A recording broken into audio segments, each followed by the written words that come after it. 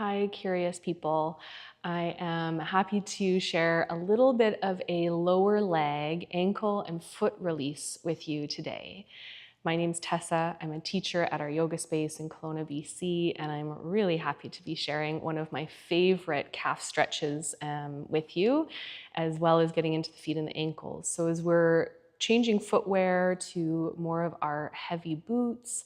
Maybe this also includes you if you have a lot of winter activities, if you snowshoe, ski, snowboard, cross-country ski, and then save this because when we go back into our other outdoor activities in the spring and summer, this can be so great for hiking and water sports as well. So no wrong time to do this. If you would like a little bit more comfort in this experience today, you could have a pillow or a bolster or even blocks, because we will be leaning on our forearms for a period of time. And there is a way to make some of the foot stretches potentially more comfortable with using props. If you don't have any of these, do your best and that'll be just enough. So get yourself set up if you have some props that you'd like, a little extra padding under your knees. I have 2 mats here under my knees, but you take care of yourself in the way that you need to. So to start, we're gonna turn to face the end of the mat, maybe with your bolster, and we're gonna come right down onto the elbows. I like this because it saves the wrists and you can fully focus on what you're doing in your lower legs. So walk your knees back a little bit and then lean forward into your arms. This opens up the back of the knee. You're gonna take the right leg up and tuck your right knee into the very back of the left knee, at the highest part, the widest part even, of your left calf. Make sure your left toes are pointed out behind you and they're not tucked under. Now I'm gonna start to push my weight back so my right kneecap digs into the left calf muscle. And then I'm just going to lever my right foot up and down so this digs my kneecap into the back of my left calf. Now naturally, the kneecap is going to slide down the leg to potentially the more narrow space. So you can walk the arms back as you go and then keep pushing your weight back so that you can control the pressure of the right kneecap. So I'm going to lever up and down a few times and travel down the leg towards the ankle. Be very gentle around your Achilles tendon, which is the narrow part at the back of your ankle. And then I'm going to travel back up. And I'm going to move my kneecap around a little bit. And if I find a really juicy spot, I'm just going to pause and hold and then push into my arms a little bit to change the pressure. This can feel like foam rolling. This can feel like a bit of a massage. So it can go through many levels of sensation and intensity. Remember to breathe. And then keep going. Keep massaging your right kneecap against your left calf. And then work your way down the other edge. Maybe you started on the inside line of the left calf. Now you're going to start on the outside line of the left calf. You're going to work your way down and work your way back up. And I find this very personal as to how long you want to spend. So don't feel like you have to overdo it. It's actually better to do these in short bursts more frequently through your week. When you're ready to release, you're going to lean forward, slide your right knee to meet the left. You can keep using your bolster and just sink back for a moment, taking the pressure off your arms into a little modified child's pose. Take a deep breath in and then sigh the breath out. Coming back up over the wrists, over the elbows, onto your props, or just elbows straight onto the floor is great as well.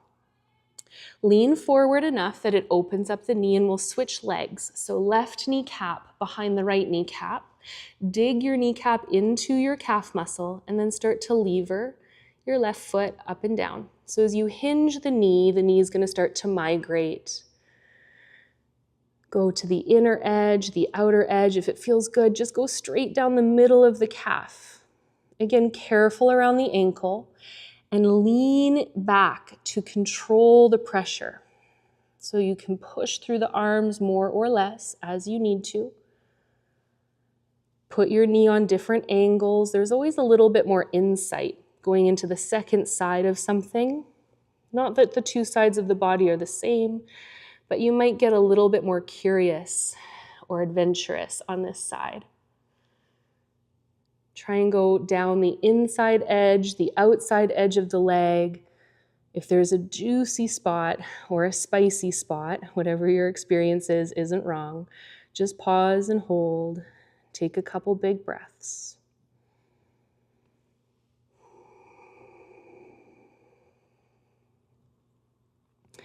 And then work your way around the back of that right leg as evenly as you can.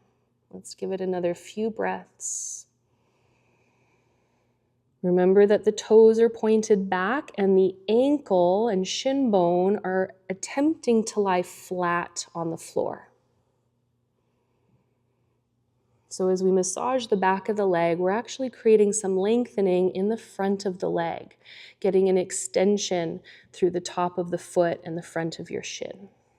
When you feel complete with the second side, lean forward, tuck your knees back together, and just sit your hips back. Drop your shoulders, drop your head. They may or may not reach the floor. That's okay either way. Full breath in and long breath out. Start to lift yourself into a tabletop. You can keep the bolster if you'd like. We're going to tuck the toes under. So as you can, knees stay close together, big toes touch. So as best you can, tucking all your toes forward. And you can lean back, start to sit on the heels, and then make sure those little toes aren't being too sneaky and sticking out to the sides. So this might be where you stay. Squeeze your heels closer to one another. This will target the weight down the big toe. If it's available, you can walk your hands up onto your thighs. Drop your shoulders.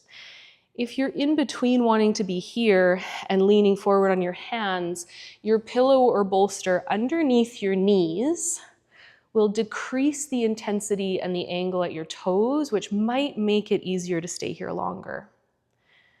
Take a deep breath in and long breath out. Now, a little bonus, if you like, maybe you're a rock climber, maybe you're doing this outside of the winter season and you are using, or maybe when you're skiing, maybe holding poles. This is a little wrist stretch that you might find that you enjoy. So we're going to extend the arms straight out in front and then flip the palms so they face out to the sides with your thumbs down. Cross your right wrist over the left and then interlace your fingers.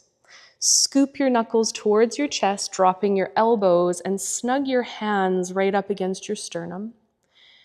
Now this is a deep stretch for the wrists, so please don't force it, but start to move your hands away from your chest as though you're attempting to straighten your elbows, but keep your hands interlaced relatively tight. This should stretch the wrist that's closest to you the most. And maybe, just maybe, distract from your toe stretch. Take a deep breath in, long breath out. We're going to extend the arms back forward, keep them interlaced, and then just lift up onto the knees. So a tall kneeling position, just give yourself a little bit of a break. Bring your heels back in and sit back down. Now we're going to change the cross of the arms. So unlace your fingers, uncross the arms, the palms are facing out, thumbs are down, and then we'll go left on top of right, interlace the fingers again, and scoop your knuckles towards your chest, drop your elbows, relax your shoulders. Full breath in, long breath out. Start to extend your arms away from your chest any amount. My left wrist is a lot more sensitive than my right wrist, so you might notice some asymmetries as well. Do not focus on comparing the two sides. Just give them the same amount of attention and smooth out your breath. Another deep breath in and out. And we're going to come back up into a tall kneeling posture, extending the knuckles forward, coming off of the feet. Release your arms out and up to the sky, full breath in.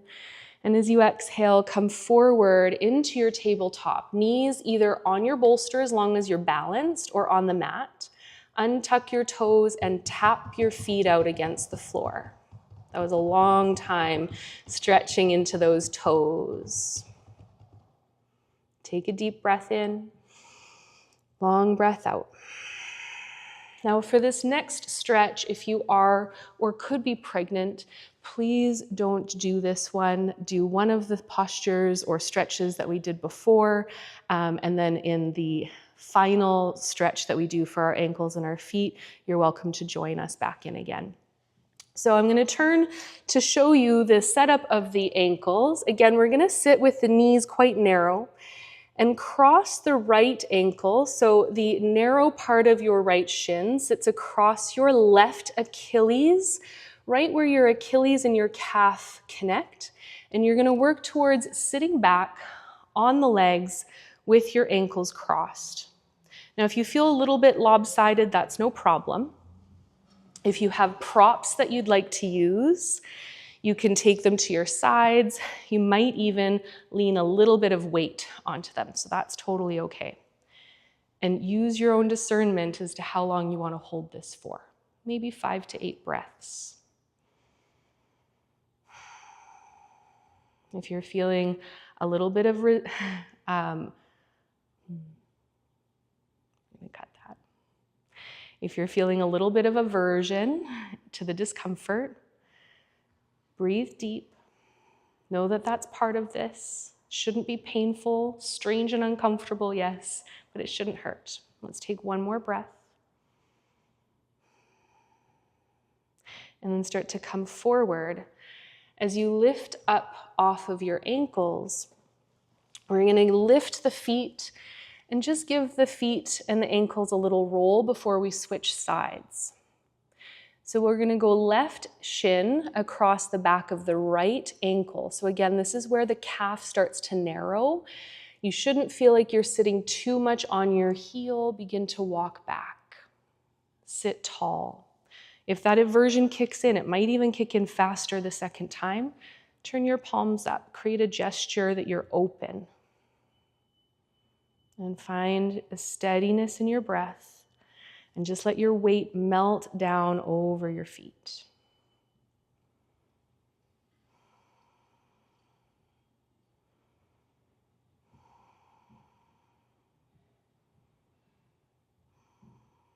Let's take 3 more breaths together. If you're leaning onto props or you even have your hands on the floor, it's a perfect place to start. Just start where you're at.